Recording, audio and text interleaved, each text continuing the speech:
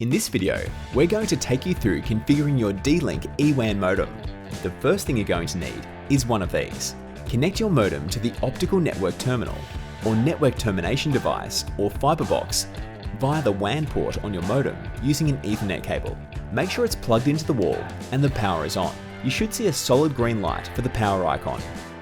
The port might also be labelled as LAN/WAN, WAN/LAN4, or Internet. Underneath the modem is the SSID and Wi-Fi password. Use this to locate the Wi-Fi name on your computer and then join the network. Now, don't worry, when you successfully join the network, it will say no internet secured. This is because we haven't configured or set it up yet. Open the internet browser on your computer or phone and type in 192.168.1.1. You can also check the bottom of the modem for the correct IP address if that doesn't work. You'll be prompted for a username and password. Username in lowercase is admin. Password in lowercase is admin.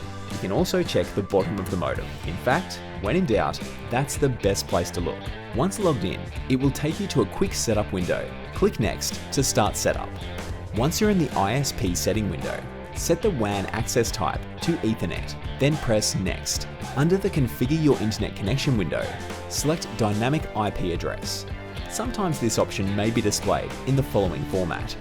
In this case, select DHCP Connection Dynamic IP. Now click Next until you move to the last page in order to save the settings. Your modem should go online within 2 to 4 minutes. Test the service once done and enjoy the internet with Exetel.